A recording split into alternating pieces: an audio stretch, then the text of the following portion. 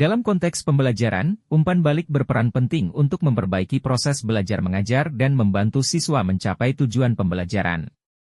Berikut adalah beberapa teknik untuk mendapatkan umpan balik dalam pembelajaran. Melalui umpan balik seorang siswa dengan mengetahui sejauh mana bahan yang telah diajarkan dapat dikuasainya serta dapat mengoreksi kemampuan diri sendiri atau dengan kata lain sebagai sarana koreksi terhadap kemajuan belajar siswa itu sendiri. Fungsi umpan balik yaitu, 1. Memperbaiki pemahaman, membantu siswa mengidentifikasi kesalahan atau area yang perlu ditingkatkan. 2. Meningkatkan motivasi, umpan balik positif dapat meningkatkan rasa percaya diri siswa, sedangkan umpan balik konstruktif dapat memotivasi mereka untuk belajar lebih giat.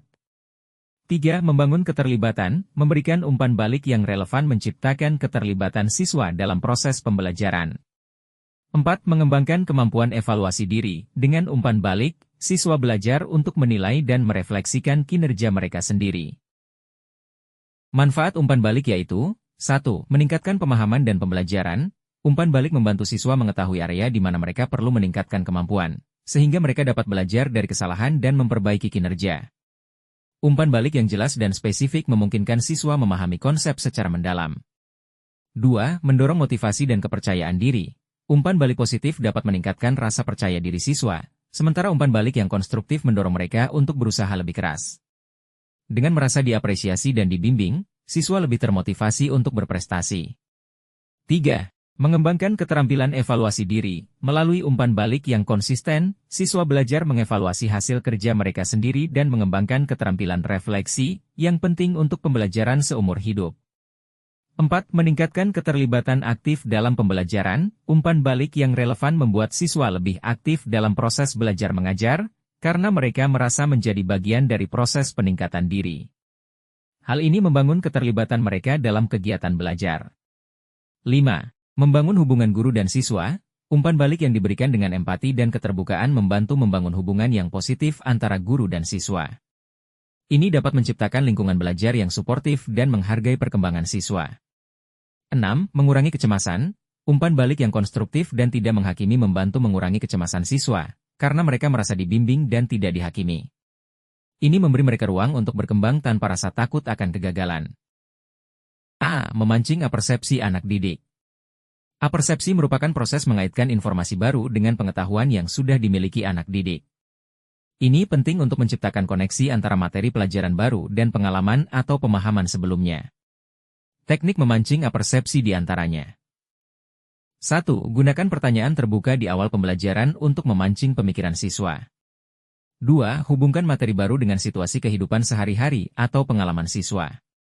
3. Lakukan brainstorming singkat mengenai topik yang akan dibahas.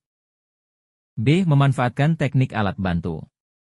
Penggunaan alat bantu visual, seperti gambar, video, dan grafik, dapat membantu siswa memahami materi dengan lebih baik dan memberikan umpan balik yang konkret. Contoh alat bantu, 1. Video atau animasi. Visualisasi konsep melalui video membuat materi lebih menarik dan memudahkan pemahaman siswa. 2. Grafik dan diagram, menyederhanakan konsep yang rumit sehingga siswa dapat menangkap inti pembelajaran dengan lebih mudah. Tujuan, menggunakan alat bantu ini tidak hanya untuk meningkatkan pemahaman tetapi juga memungkinkan siswa memberikan tanggapan yang lebih jelas tentang apa yang mereka pelajari. C. Memilih bentuk motivasi yang akurat.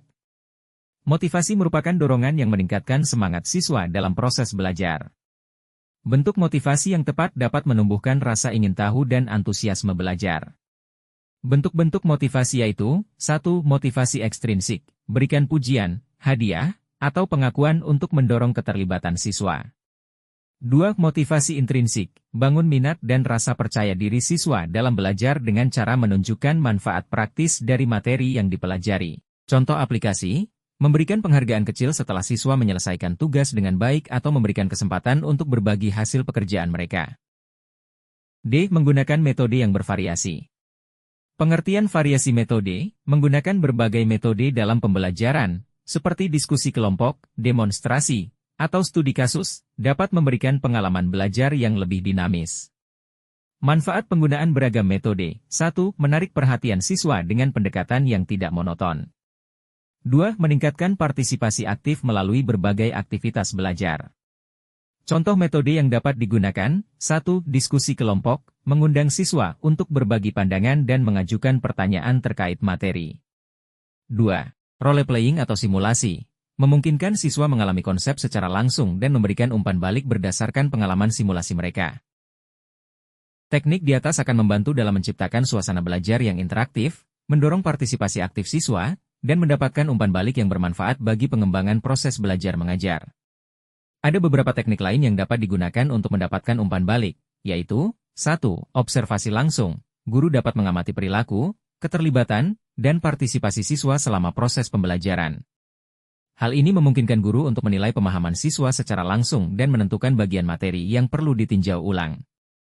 2. Kuesioner dan survei merupakan cara sederhana untuk mengumpulkan umpan balik dari siswa mengenai metode pengajaran, materi yang diajarkan, atau kejelasan dalam penyampaian materi. Teknik ini cocok untuk mendapatkan data dari banyak siswa secara cepat. 3. Diskusi dan refleksi terbuka. Guru dapat memberikan waktu kepada siswa untuk mendiskusikan pengalaman belajar mereka. Diskusi ini bisa dilakukan dalam kelompok kecil atau besar, memungkinkan siswa untuk saling berbagi pendapat dan memberi masukan. 4. Pertanyaan terbuka. Di akhir sesi, guru bisa mengajukan pertanyaan terbuka, seperti, "Ya, apa yang paling kalian pahami dari pelajaran ini?" Ya, atau, "Ya, apa yang membuat kalian kesulitan dalam topik ini?" Ya, untuk mengidentifikasi area yang membutuhkan perhatian lebih. 5. Tes formatif atau kuis singkat. Tes atau kuis singkat bisa digunakan sebagai alat untuk mengecek pemahaman siswa.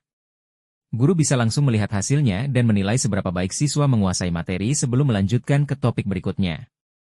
6. Penilaian diri dan penilaian antar teman. Siswa diminta menilai hasil belajarnya sendiri atau hasil belajar temannya.